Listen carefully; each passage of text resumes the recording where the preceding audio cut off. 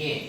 तो तुलसीदास के बारे में कुछ जानकारी पहले जानेंगे, फिर बाद में उनके जो दोहे के अंतर्गत जाएंगे। ठीक है, तो कवि परिचय में क्या लिखा गया है?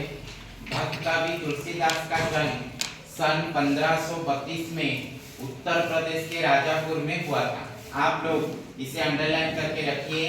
तो कहाँ हुआ था उनका जन्म? 1532 में उत्तर प्रदेश के राजापुर नामक एक गांव में हुआ था। और उनका देहांत कहाँ हुआ था, अर्थात कब हुआ था? 1633 में। ठीक है, देहांत और जन्म और गांव का नाम याद रखना, क्योंकि ओएमआर में ये क्वेश्चन ही आता है। ठीक है, तो भक्त कवि तुलसीदास, जैसे हम लोग पढ़े थे, भक्ति काल के कवि कौन थे? सूरदास, है कि नहीं? भक्ति काल और भक्त कवि में अंतर है। भक्ति काल का मतलब है कि युग का नाम होते हैं भक्ति काल, पर भक्त कवि का मतलब क्या होता है? अगर परीक्षा में क्वेश्चन आएगा भक्त काल की कवि कौन थे, तुलसीदास, सूरदास, कबीर या रवि, तो आप क्या लिखेंगे?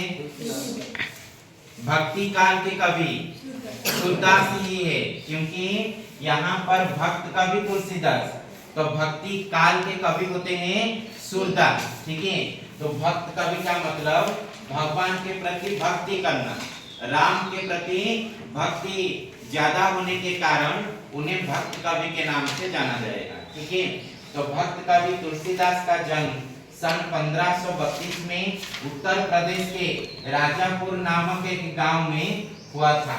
और उनका देहांत का अर्थ क्या है? मृत्यु। ठीक है, पर उनका मृत्यु कब हुआ था? 1633 में हुआ था। पिता माता के स्नेह से वंचित होकर बचपन में उनको बड़ा कष्ट उठाना पड़ा। आप लोग को ये सुनकर हैरान लगेगा, आश्चर्य भी हो जाएंगे आप सब, क्योंकि जब तुलसीदास ने माता के गर्भ से जन्म लिया, जन्म लेते ही उनके मुंह में 32 दांत था। ठीक है, कितने दांत थे? 32 दांत थे। ठीक है, आप कभी ये अंदाजा भी नहीं कर सकते कि जन्म लेकर, अर्थात जन्म से ही एक छोटा सा नन्हा सा बच्चा के मुख में 32 दांत हो गए, पर तुलसीदास के मुख में जन्म लेते ही 32 दांत थे। तो इसीलिए उनके माता पिता उन्हें क्या करे थे? त्याग दिए थे, अशुभ मानकर या अहित मानकर उन्हें त्याग दिए थे, अर्थात कहां पर जाकर छोड़कर चले आए थे। इसीलिए यहाँ पर लिखा गया बचपन से ही पिता माता के स्नेह से वंचित होकर बचपन में उनको बड़ा कष्ट उठाना पड़ा। तो क्यों कष्ट उठाना पड़ा, ये कारण आप लोग जान चुके हैं। क्योंकि जब तुलसीदास जी ने जन्म लिया तो जन्म से ही उनके मुख में 32 दांत था, और 32 दांत को देखकर माता पिता हैरान होकर उन्हें अशुभ मानकर उन्हें कहां पर छोड़कर चले आए। इसीलिए जिनके सिर के ऊपर माता पिता के हाथ ना हो तो उनका बचपन क्या होगा? दुखमय हो जाएगा। तो वैसे ही पिता माता के स्नेह से वंचित होकर, अर्थात परित्याग होकर बचपन में उनको बड़ा कष्ट उठाना पड़ा। सौभाग्य से गुरु नरहरिदास ने उनकी बड़ी मदद की। सौभाग्यवशतः, भाग्यवशतः, क्योंकि तुलसीदास अशुभ थे या कुछ शुभ थे ये हम लोग नहीं कह सकते, पर उनके भाग्य ज्यादा से ज्यादा जो गंभीर था, और भाग्य के कारण उनको प्राप्त हुआ उनके गुरु नरहरिदास। तो गुरु का नाम क्या है? नरहरिदास। तो नरहरिदास ने उनकी बड़ी मदद की, पालन पोषण की, बड़ा किया, ज्ञान दिया, अध्ययन दिया, सब कुछ गुरु ने उन्हें प्राप्त दिलवाया। और क्या? तुलसीदास राम भक्त थे और यौवन काल में ही साधु बन गए। पर तुलसीदास राम भक्त थे। मैंने शुरू से आप लोगों को कह चुका हूँ कि तुलसीदास बचपन से ही राम भगवान की भक्त बन गए थे, और यौवन अवस्था में उन्होंने क्या हुए थे कि उन्होंने सन्यासी अर्थात जो साधु बन गए। तो तुलसीदास की पत्नी का नाम है रत्नावली। लिख दीजिए, तुलसीदास जी के पत्नी का नाम क्या था? रत्नावली। तो ये भी आप लोग जानकर हैरान होंगे कि कोई भी पत्नी अपने ही पति को संसार का मोह माया छोड़कर साधु बनने के लिए प्रेरणा नहीं देंगे, पर यहाँ पर रत्नावली ने अपने पति की मनोभाव को समझकर पति को प्रेरणा दिए थे। क्या प्रेरणा दिए थे पति को? कि तुम जाकर साधु बन जाइए, सांसारिक मोह माया को छोड़कर साधु बन जाए। तो पति पत्नी के बातों से प्रेरित होकर तुलसीदास ने साधु बन गए थे। तो इसीलिए यहाँ पर लिखा गया है कि तुलसीदास राम भक्त थे और यौवन काल में ही साधु बन गए। रामानंद उनके गुरु थे और वे हिंदी और संस्कृत के बड़े पंडित थे। अंडरलाइन करके रखिए, दोनों भाषाओं पर तुलसीदास का अधिकार था। किन दो भाषा? हिंदी और संस्कृत। तो इसीलिए यहाँ पर कहा गया है वे हिंदी और संस्कृत के बड़े पंडित थे। उस समय मुगलों का शासन था। अंडरलाइन करेंगे, जब तुलसीदास हिंदी और संस्कृत का पंडित बन गए थे उस समय मुगलों का शासन चल रहा था। देश की सामाजिक और धार्मिक परिस्थितियां अस्त व्यस्त थी। अस्त व्यस्त का मतलब क्या है? थोड़ी सी गड़बड़ थी। देश की धार्मिक अवस्था और जो परिस्थिति, जो सामाजिक चाली चलन जो भी है, ये सब थोड़ा सा गड़बड़ था। तुलसीदास ने रामचरितमानस लिखकर लोगों के सामने निष्कपट जीवन और आचरण का उदाहरण रखा। उसी समय तुलसीदास ने सोचा अगर एक महान ग्रंथ लिखा जाए तो क्या लिखेंगे? रामचरितमानस। भगवान राम के जो चरित्र को आधारित करके उन्होंने जो लिखा है उनका नाम क्या दिया गया है? रामचरितमानस। तो रामचरितमानस में क्या था कि लोगों के सामने निष्कपट जीवन, जैसे भगवान पुरुषोत्तम, मर्यादा पुरुषोत्तम श्री राम ने जैसे उनका जीवन को अतिवाहित किया, सरल से विनय से जैसे अतिवाहित किया, उसी को लेकर हमारे जो तुलसीदास हैं उन्होंने रामचरितमानस को निष्कपट जीवन और आचरण का उदाहरण रख दिया। आज भी यह देश का अत्यंत लोकप्रिय ग्रंथ है। तो हमारे देश का आज भी अगर 2026 में भी आप लोग दिखेंगे तो रामचरितमानस समग्र विश्व का लोकप्रिय ग्रंथ कहा जाता है। और क्या? जन साधारण उसे बड़े चाव से पढ़ते हैं। चाव का मतलब क्या है? आग्रह। ठीक है, चाव शब्द का क्या है? आग्रह अर्थात इच्छा।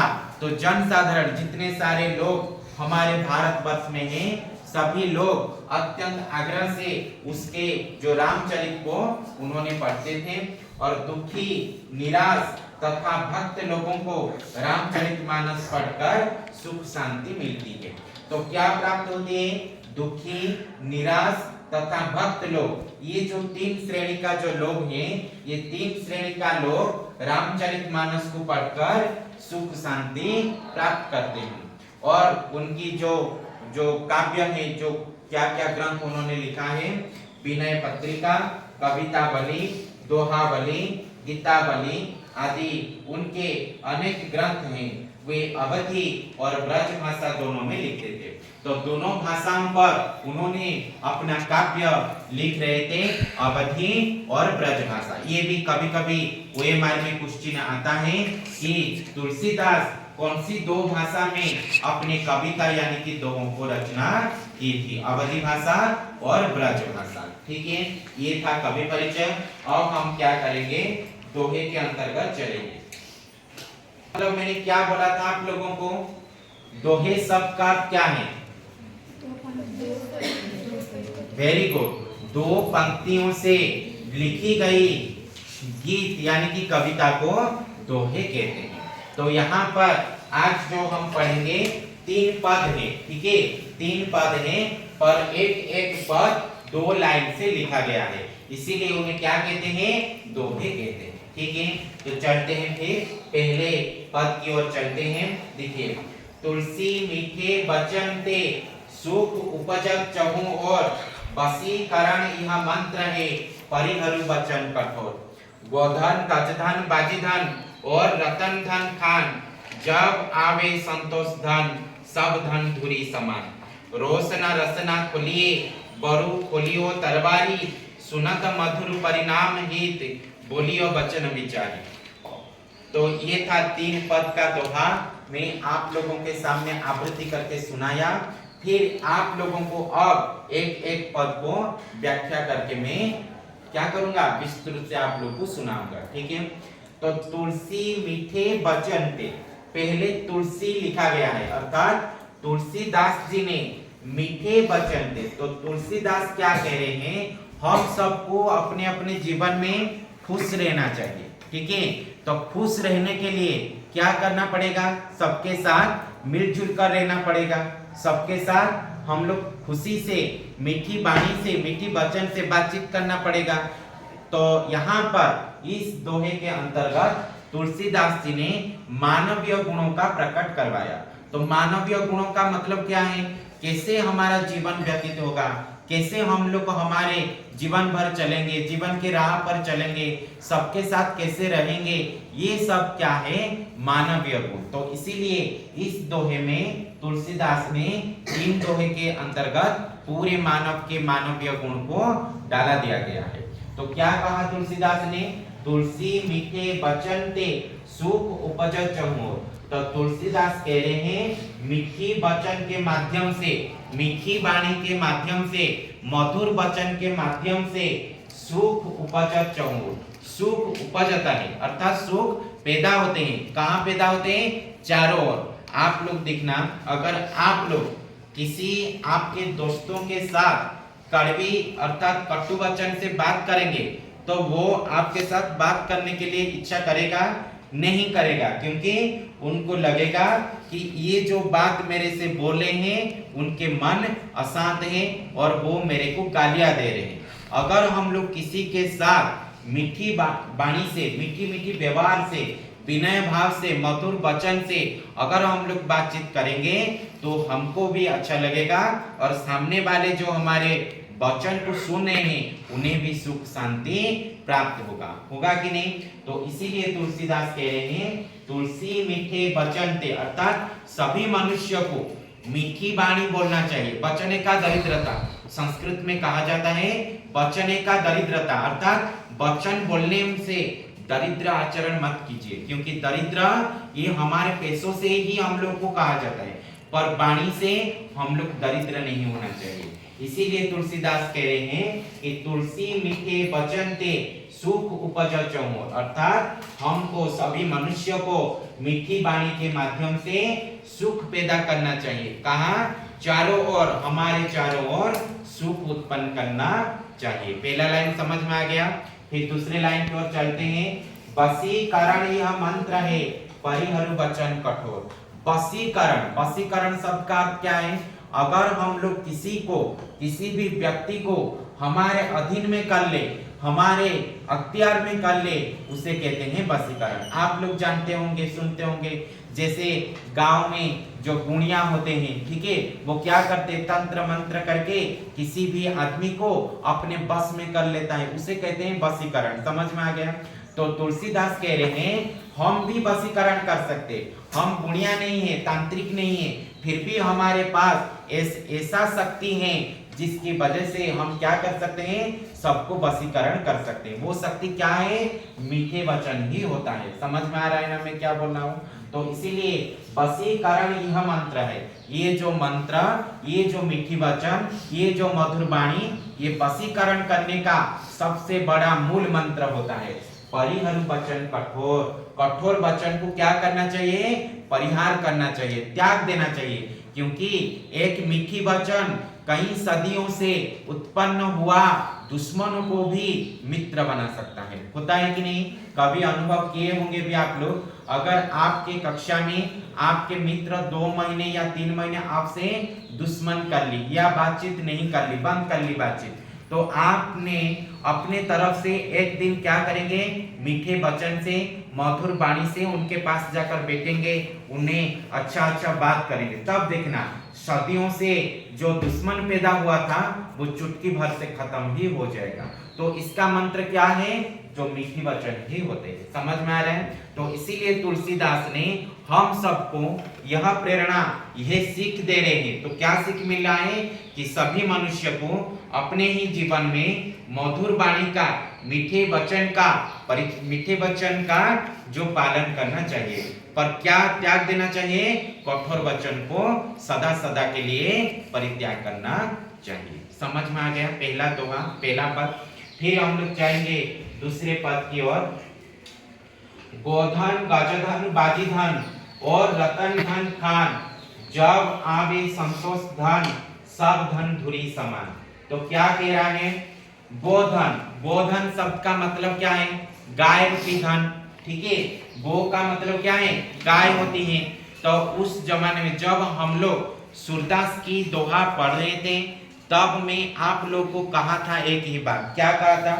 जब श्री कृष्ण ने माँ यशोदा के पास जाकर बलराम दाऊ का शिकायत करती हैं, तब माँ यशोदा क्या करती हैं? गायों की सौगंध खाती है कि नहीं? मैंने उस समय आप लोग को बोला था कि नंद जी और यशोदा जी के घर में जितने सारे गाय हैं वो सब क्या है? उनका संपत्ति है, उनके धन है। तो इसीलिए यशोदा जी अपने गायों रूपी धन का सौगंध खाकर भगवान श्री कृष्ण को साथ कराने में लगी हुई थी। समझाया था ना मैंने आप लोगों को? तो इसीलिए यहाँ पर कहा था गोधन गजधन बाजीधन और रतन धन खान। गोधन का मतलब गाय रूपी धन, गजधन का मतलब गज शब्द का क्या होता है? हाथी, तो हाथी रूपी धन। बाजी धन, बाजी शब्द का क्या होता है? अश्व यानी कि घोड़ा। तो ये जो गोधन गाय रूपी धन, हाथी रूपी धन, अश्व यानी कि घोड़ा रूपी धन और रतन धन। रतन धन का मतलब क्या होता है? हीरा, लीड़ा, मोती, माणिक्य, सोना, चांदी, ये सब क्या है? रतन धन के अंतर्गत ही आता है। तो इसीलिए तुलसीदास कह रहे हैं, अगर किसी मनुष्य के पास अर्थात किसी व्यक्ति के खान में, खान शब्द का क्या है? भंडार गृह में। जैसे हमारे घर में सब अलमीरा रखते हैं कि नहीं? तो अलमीरा के अंदर एक छोटा सा जो बक्स की तरह होती है, होता है कि नहीं? अलमीरा के अंदर कभी दिखा नहीं क्या? अलमीरा दिखा है ना आप लोग? तो वहां पे भी एक चाबी है। तो क्या करते हैं उसके अंदर? क्या रखते हैं हम लोग? हमारे जो पूंजी है, हमारे जो पैसा है, जो गहना है, वो सब क्या करते हैं? उसके अंदर डाल देते हैं। तो वैसे ही यहाँ पर तुलसीदास कह रहे हैं गोधन गजधन बाजीधन और रतन धन खान। अगर किसी व्यक्ति के भंडार गृह में अगर गाय रूपी धन, हाथी रूपी धन, अश्व रूपी धन और जितने सारे हीरा, लीड़ा, मोती, माणिक्य, ये सब अगर आ भी जाएगा, जब आवे संतोष धन सब धन धुरी समान। जब मनुष्य के अंदर, मनुष्य के पास संतोष रूपी धन नहीं आएगा, ये सब धन किसके समान है? धूली के समान होती है। आप लोग देखिए, मैं थोड़ा सा एक अच्छा सा उदाहरण आप लोग को दे रहा हूं। आप लोग मुकेश अंबानी को जानते होंगे, विश्व के सर्वश्रेष्ठ धनी है कि नहीं? उनकी पत्नी नीता अंबानी जी, ठीक है, कुछ दिन पहले आए थे भुवनेश्वर, जो किस यूनिवर्सिटी के फंक्शन में आए थे वो। तो मुकेश अंबानी और नीता अंबानी जी के पास ज्यादा से ज्यादा संपत्ति है, वो सर्वश्रेष्ठ धनी कहलाते हैं। पर इतना धन होने के बावजूद वो शांति चैन से नहीं रह पाते। क्यों नहीं रह पाते पूछिए थे? तो सर उनके पास क्या अभाव क्या है? कुछ भी तो अभाव नहीं है। अभाव है, अभाव क्या है? शांति का अभाव है। कैसे शांति नहीं है उनके पास? देखो, जितना संपत्ति होगा उतना टेंशन होगा कि नहीं? शायद कोई ले सकता है, शायद कोई चोर आकर हमारे संपत्ति को ले जाएगा क्या? अगर बैंक में रखे हैं, कब बैंक रेड हो जाएगा, कब कौन आकर हमारे बिजनेस को लॉस करवा देंगे? तो ये सब जो सोच कर वो रात को चैन से शांति से नहीं सो पाएंगे। तो इसीलिए यहाँ पर तुलसीदास ने उदाहरण दिए हैं, जितने पास अर्थात जिस व्यक्ति के पास गाय रूपी धन होती है, गज रूपी धन होती है, बाजी अर्थात घोड़ा रूपी धन होते हैं और हीरा लीला मोती माणिक्य आदि जो जिसके भंडार गृह में होते हैं, वो व्यक्ति कभी भी शांति का उपलब्धि नहीं कर सकते। तो कैसे नहीं कर सकते? जब आवे संतोष धन। उसी व्यक्ति के पास जब संतोष अर्थात शांति के सुख चैन के रूपी धन प्राप्त होगा, तब ये सारे धन किसके समान हो जाएगा? धूरी के समान हो जाएगा, अर्थात धूल के समान हो जाएगा, रेत के समान हो जाएगा। क्योंकि ये सारे धन जो शांति धन के सामने, सुख के सामने तुच्छ बन जाएगा, है कि नहीं? तो हमारे जीवन में क्या चाहिए? शांति चाहिए, पहले शांति चाहिए। अगर शांति नहीं होगा तो हमारा रहना, हमारा जीना मुश्किल हो जाएगा, होगा कि नहीं? तो इसीलिए तुलसीदास ने कहा, जब आवे संतोष धन, जब व्यक्ति के पास संतोष धन आएगा तब क्या होगा, सारे धन, काय रूपी धन, गज धन, हाथी रूपी धन, अश्व रूपी धन, हीरा लीला सोना चांदी, ये सब धन मिट्टी के समान, धूल के समान तुच्छ ही बन जाएगा। समझ में आ गया। फिर हम जाएंगे लास्ट, रोशना रसना खोलिए बरु खोलियो तलवारी, सुनत मधुर परिणाम हित बोलियो वचन विजय। बड़ी सुंदर बात कह रहे हैं लास्ट में तुलसीदास ने, रोशना रसना खोलिए। रोष का मतलब गुस्सा अर्थात क्रोध के समय क्या नहीं खोलना चाहिए, रसना। रसना शब्द का क्या होता है, जीभ, यानी कि जिह्वा नहीं खोलना चाहिए। आप लोग देखना, जब आपको गुस्सा आएगा, जब आप क्रोध में लाल हो जाएंगे, तब आपके मुख में मीठे वचन नहीं निकलेगा। निकलेगा क्या, नहीं निकलेगा, केवल गुस्से में भरी हुई कड़वी शब्द ही निकलेगा। तो उसी समय अगर हम लोग चुप रह जाएंगे, शांत से रह जाएंगे, अपना जुबान को नहीं खोलेंगे, तो परिस्थिति शांत बन जाएगा। समझ में आ रहा है ना मेरी बात। तो इसीलिए सभी छात्रों को तुलसीदास ने ये प्रेरणा दे रहे हैं कि रोशना रसना खोलिए। जब आपके हृदय में, जब आपके शरीर में गुस्सा होगा, क्रोधित भाव होगा, तब आप क्या नहीं करना चाहिए, अपने जीभ को, अपने जुबान को, अपने जिह्वा को नहीं खोलना चाहिए। और क्या, बरो खोलियो तलवारी, वरन उसी समय आप लोग तलवारी खोल लेना चाहिए। जैसे युद्ध के समय क्या करते हैं, शत्रु को निहित करने के लिए तलवार का इस्तेमाल करते हैं। तो तुलसीदास कह रहे हैं, अर्थात उसी समय हम लोग तलवार अर्थात खड्ग को निकालना, ये पक्षे क्या होगा, सर्वश्रेष्ठ कहलाएगा।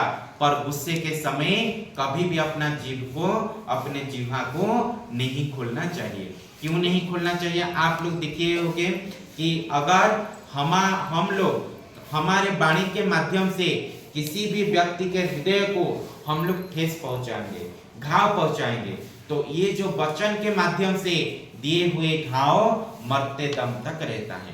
पर तलवार से अर्थात खड्ग से अर्थात चाकू से दी हुई घाव कुछ देर के बाद वो मिट जाएगा। मिटेगा कि नहीं।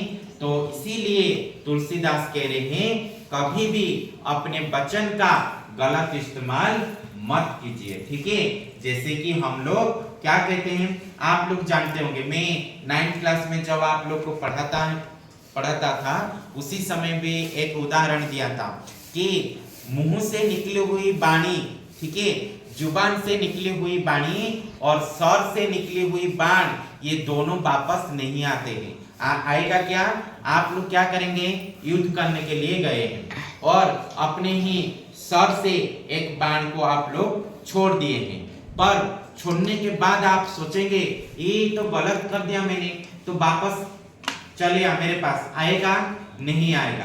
पर किसी व्यक्ति को हम लोग 2 मिनट तक गालियां देंगे, क्रोध से, गुस्से से, फिर गालियां देने के बाद सोचेंगे कि मैं तो गलत कर दिया, चलो वापस ले आए मेरे वचन को, आएगा नहीं, क्योंकि वचन से दी हुई घाव हमारे हृदय पर ही लग जाएगा। पर चाकू से या तलवार से दी हुई घाव शरीर पर ही लगेगा। तो हृदय की घाव मरते दम तक रहता है, पर तलवार यानी कि चाकू से दी हुई घाव कुछ महीने बाद, कुछ साल बाद मिट जाएगा। तो इसीलिए तुलसीदास ने कहा, रोशना रसना खोलिए। जब आपके हृदय में गुस्सा हो, तब आप लोग क्या नहीं करना चाहिए, अपना जुबान, अपना मुंह नहीं खोलना चाहिए। बरो खोलिए तलवार, वरन अर्थात सर्वश्रेष्ठ होगा, तलवार आप लोग निकाल लीजिए, ये सर्वश्रेष्ठ होगा। सुनत मधुर परिणाम होते, थोड़ा सा सुनिए, मधुर वचन का, मीठी वाणी का परिणाम हितकर होता है, मंगलमय होता है। और क्या, बोलियो वचन विचारी। जब भी आप लोग किसी को बुलेंगे, किसी को आप लोग कुछ कहेंगे, किसी को आप लोग कुछ कहना चाहते हैं, तब सोच समझकर विचारी, अर्थात सोच समझकर विचार विमर्श करने पर तब जाकर आप लोग किसी को मीठी वाणी से अपना भाव को बताना ही चाहिए। ठीक है, हो गया, बंद कीजिए।